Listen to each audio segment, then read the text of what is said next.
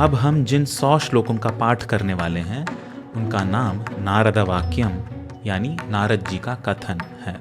ये श्लोक वाल्मीकि रामायण का पहला भाग बालकांड का पहला सर्ग कहलाते हैं। इनमें 1 से लेकर 5वें श्लोक तक वाल्मीकि महर्षि नारद जी से यह पूछते हैं कि क्या इस संसार में कोई ऐसा मनुष्य है जो सच में अच्छा कहलाने के योग्य है। 6 से लेकर 19वें श्लोक तक नारद जी वाल्मीकि को इक्ष्वाकु वंश के श्री राम का परिचय देते हैं और उनके असाधारण गुणों का विस्तार से वर्णन करते हैं। 20 से लेकर 97 यानी 77 श्लोकों में नारद जी संक्षेप में श्री राम के संपूर्ण जीवन की कथा सुनाते हैं। यह संक्षेप रामायणम के नाम से भी प्रसिद्ध है। अंततः 98, 99 और 100 इन 3 श्लोकों में इस पाठ की शक्ति और इसके परिणामों के बारे में बताया गया है। इसे फलश्रुति कहते हैं। पाठ में प्रवेश करने से पहले आपसे विनती है कि विद्या, धन या कौशल किसी भी रूप में आप हमारा इस बृहत प्रयास में सहयोग दें। इसके लिए सारे लिंक्स आप डिस्क्रिप्शन और पिन कमेंट में पा सकते हैं। इस वीडियो को लाइक करना न भूलें, हमारे चैनल को सब्सक्राइब करें और इस वीडियो को सबके साथ शेयर करें। आपके समर्थन के लिए बहुत बहुत धन्यवाद। आइए अब वाल्मीकि रामायण का पाठ करते हैं। अथ श्रीमद्वाल्मीकीय रामायणे बालकाण्डे नारदवाक्यं नाम प्रथमः सर्गः। तपस्वाध्यायनिरतं तपस्वी वाग्विदां वरं नारदं परिपप्रच्छ वाल्मीकिर्मुनिपुङ्गवम्। कोऽन्वस्मिन् साम्प्रतं लोके गुणवान् कश्च वीर्यवान् धर्मज्ञश्च कृतज्ञश्च सत्यवाक्यो दृढव्रतः चारित्रेण च को युक्तः सर्वभूतेषु को हितः विद्वान् कः कः समर्थश्च कश्चैकप्रियदर्शनः आत्मवान् को जितक्रोधो द्युतिमान् को न सूयकः कस्य बिभ्यति देवाश्च जातरोषस्य संयुगे। एतदिच्छाम्यहं श्रोतुं परं कौतूहलं हि मे महर्षे त्वं समर्थोऽसि ज्ञातुमेवं विधं नरम्। श्रुत्वा चैतत्रिलोकज्ञो वाल्मीकिर्नारदो वचः श्रूयतामिति चामन्त्र्य प्रहृष्टो वाक्यमब्रवीत्। बहवो दुर्लभाश्चैव ये त्वया कीर्तिता गुणाः मुने वक्ष्याम्यहं बुद्ध्वा तैर्युक्तः श्रूयतान्नरः। इक्ष्वाकुवंशप्रभवो रामो नाम जनैः श्रुतः नियतात्मा महावीर्यो द्युतिमान् धृतिमान् वशी। बुद्धिमान् नीतिमान् वाग्मी श्रीमान् शत्रुनिबर्हणः विपुलांसो महाबाहुः कम्बुग्रीवो महाहनुः महोरस्को महेश्वासो गूढजत्रुररिन्दमः आजानुबाहुः सुशिराः सुललाटः सुविक्रमः समः समविभक्ताङ्गः स्निग्धवर्णः प्रतापवान् पीनवक्षा विशालाक्षो लक्ष्मीवाञ्छुभलक्षणः धर्मज्ञः सत्यसन्धश्च प्रजानाञ्च हिते रतः यशस्वी ज्ञानसम्पन्नः शुचिर्वश्यः समाधिमान् प्रजापतिसमः श्रीमान् धाता रिपुनिषूदनः रक्षिता जीवलोकस्य धर्मस्य परिरक्षिता रक्षिता स्वस्य धर्मस्य स्वजनस्य च रक्षिता वेदवेदाङ्गतत्त्वज्ञो धनुर्वेदे च निष्ठितः सर्वशास्त्रार्थतत्त्वज्ञो स्मृतिमान् प्रतिभानवान् सर्वलोकप्रियः साधुरदीनात्मा विचक्षणः सर्वदाभिगतः सद्भिः समुद्र इव सिन्धुभिः आर्यः सर्वसमश्चैव सदैव प्रियदर्शनः स च सर्वगुणोपेतः कौसल्यानन्दवर्धनः समुद्र इव गाम्भीर्ये धैर्येण हिमवानिव विष्णुना सदृशो वीर्ये सोमवत्प्रियदर्शनः कालाग्निसदृशः क्रोधे क्षमया पृथिवी समः धनदेन समस्त्यागे सत्ये धर्म इवापरः तमेवं गुणसम्पन्नं रामं सत्यपराक्रमं ज्येष्ठं ज्येष्ठगुणैर्युक्तं प्रियं दशरथः सुतं प्रकृतीनां हितैर्युक्तं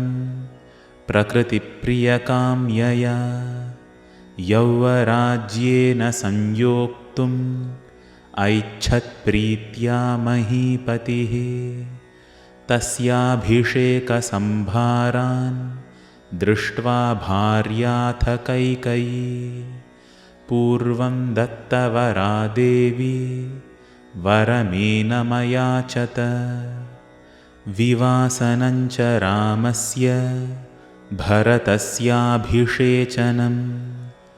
स सत्यवचनाद्राजा धर्मपाशेन संयतः विवासयामास सुतं रामं दशरथः प्रियं स जगामवनं वीरः प्रतिज्ञामनुपालयन्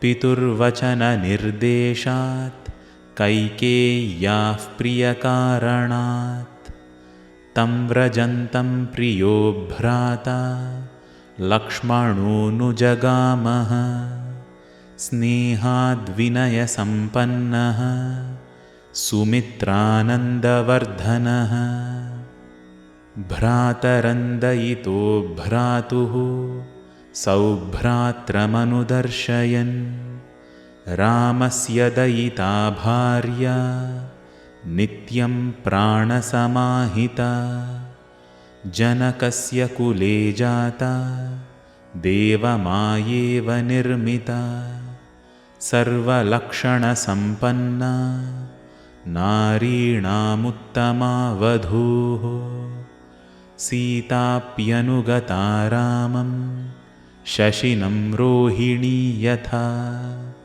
पौरैरनुगतो दूरं पित्रा दशरथेन च शृङ्गवेरपुरे सूतं गङ्गाकूले व्यसर्जयत् गुहमासाद्य धर्मात्मा निषादाधिपतिं प्रियं गुहेन सहितो रामो लक्ष्मणेन च सीतया ते वनेन वनं गत्वा नदीस्तीर्त्वा बहूदकाः चित्रकूटमनुप्राप्य भरद्वाजस्य शासनात् रम्यमावसथं कृत्वा रममाणा वने त्रयः देवगन्धर्वसङ्काशाः तत्र तेऽन्यवसन् सुखं चित्रकूटं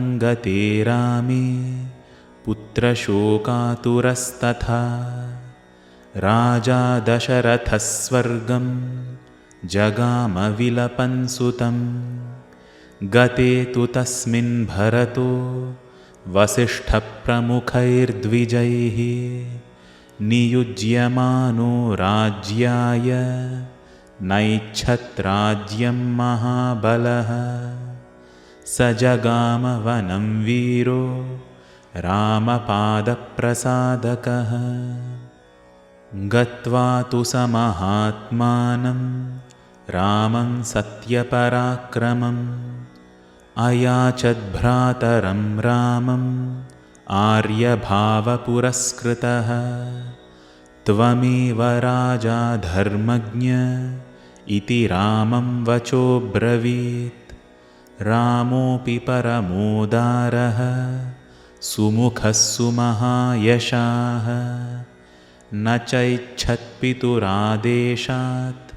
राज्यं रामो महाबलः पादुके चास्य राज्याय न्यासं दत्त्वा पुनः पुनः निवर्तयामास ततो भरतं भरताग्रजः सकाममनवाप्यैव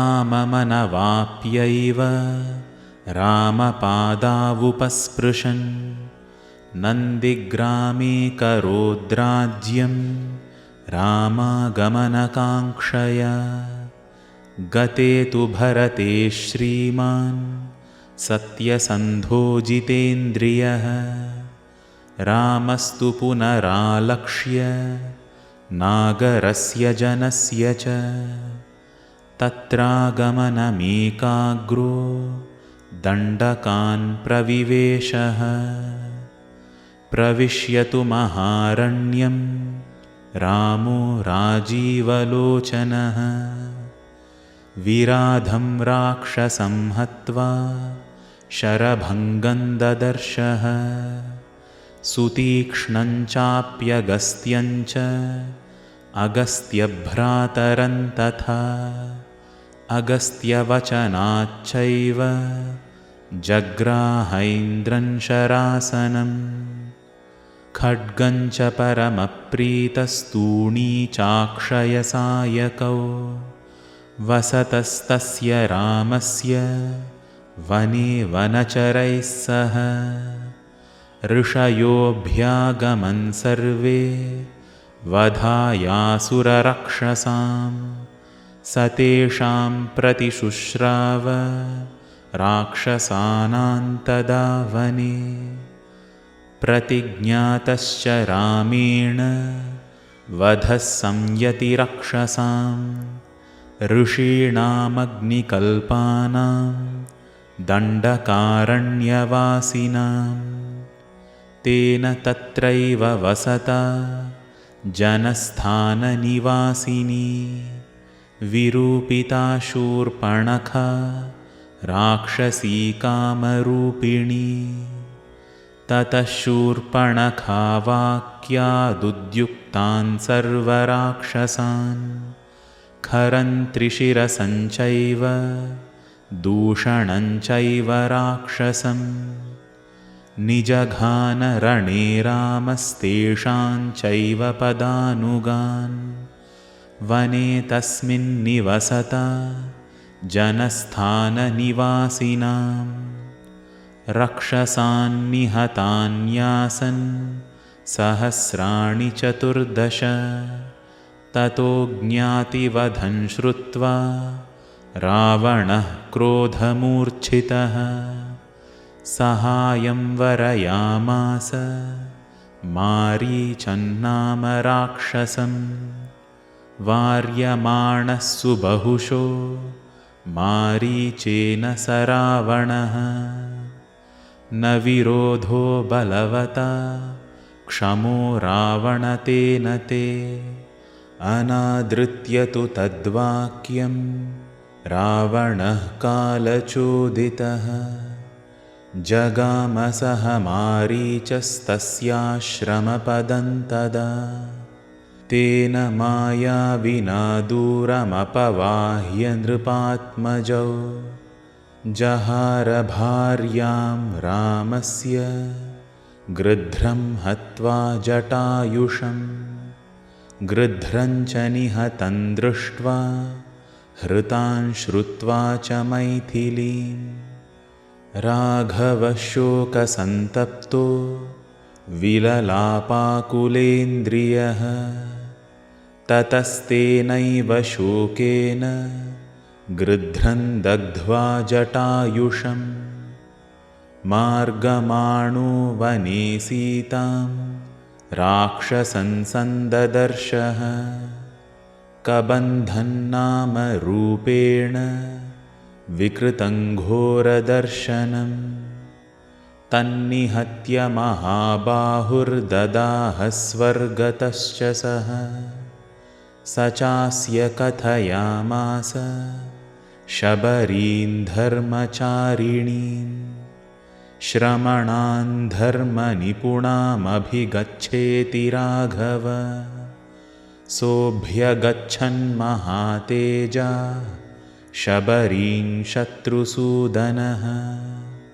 शबर्या पूजितः सम्यग् रामो दशरथात्मजः। पम्पातीरे हनुमता सङ्गतो वानरेणः। हनुमद्वचनाच्चैव सुग्रीवेण समागतः। सुग्रीवाय च तत्सर्वं शंसद्रामो महाबलः। आदितस्तद्यथावृत्तं सीतायाश्च विशेषतः। सुग्रीवश्चापि तत्सर्वं श्रुत्वा रामस्य वानरः। चकारसख्यं रामेण प्रीतश्चैवाग्निसाक्षिकम्। ततो वानरराजेन वैरानुकथनं प्रति। रामायावेदितं सर्वं प्रणयाद्दुःखितेन च। प्रतिज्ञातं च रामेण तदा वालिवधं प्रति। वालिनश्च बलं तत्र कथयामास वानरः। सुग्रीवः शङ्कितश्चासीन्नित्यं वीर्येण राघवे। राघवप्रत्ययार्थं तु दुन्दुभेः कायमुत्तमं। दर्शयामास सुग्रीवो महापर्वतसन्निभम्। उत्स्मयित्वा महाबाहुः प्रेक्ष्य चास्ति महाबलः। पादाङ्गुष्ठेन चिक्षेप सम्पूर्णं दशयोजनं। बिभेद च पुनः सालान् सप्तैकेन महेषुणा। गिरिं रसातलं चैव जनयन् प्रत्ययं तथा। ततः प्रीतमनास्तेन विश्वस्तः स महाकपिः। किष्किन्धां रामसहितो जगाम च गुहां तदा। ततो गर्जद्धरिवरः सुग्रीवो हेमपिङ्गलः। तेन नादेन महता निर्जगाम हरीश्वरः। अनुमान्य तदा तारां सुग्रीवेण समागतः। निजघान च तत्रैनं शरेणैकेन राघवः।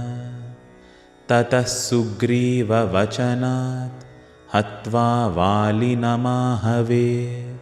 सुग्रीवमेव तद्राज्ये राघवः प्रत्यपादयत्। स च सर्वान् समानीय वानरान् वानरर्षभः। दिशः प्रस्थापयामास दिदृक्षुर्जनकात्मजाम्। ततो गृध्रस्य वचनात् सम्पातेर्हनुमान् बली। शतयोजनविस्तीर्णं पुप्लुवे लवणार्णवम्। तत्र लङ्कां समासाद्य पुरीं रावणपालितां ददर्श सीतां ध्यायन्तीम् अशोकवनिकां गतां निवेदयित्वाभिज्ञानं प्रवृत्तिं विनिवेद्य च समाश्वास्य च वैदेहीं मर्दयामास तोरणं पञ्चसेनाग्रगान् हत्वा सप्तमन्त्रिसुतानपि शूरमक्षं च निष्पिष्य ग्रहणं समुपागमत् अस्त्रेणोन्मुक्तमात्मानं ज्ञात्वा पैतामहाद्वरात् मर्शयन् राक्षसान् वीरो यन्त्रिणस्तान् यदृच्छया ततो दग्ध्वा पुरीं लङ्कां ऋते सीतां च मैथिलीं रामाय प्रियमाख्यातुं पुनरायान् महाकपिः सोऽभिगम्य महात्मानं कृत्वा रामं प्रदक्षिणं न्यवेदयदमेयात्मा दृष्टा सीतेति तत्त्वतः ततः सुग्रीवसहितो गत्वा तीरं महोदधेः समुद्रं क्षोभयामास शरैरादित्यसन्निभैः दर्शयामास चात्मानं समुद्रः सरितां पतिः समुद्रवचनाच्चैव नलं सेतुमकारयत् तेन गत्वा पुरीं लङ्कां हत्वा रावणमाहवे रामः सीतामनुप्राप्य परां व्रीडामुपागमत् तामुवाच ततो रामः परुषं जनसंसदि अमृष्यमाणा सा सीता विवेशज्वलनं सति ततोऽग्निवचनात् सीतां ज्ञात्वा विगतकल्मषां कर्मणा तेन महता त्रैलोक्यं सचराचरं सदेवर्षिगणं तुष्टं राघवस्य महात्मनः बभौ रामः सम्प्रहृष्टः पूजितः सर्वदेवतैः अभ्यषिच्य च लङ्कायां राक्षसेन्द्रं विभीषणं कृतकृत्यस्तदा रामो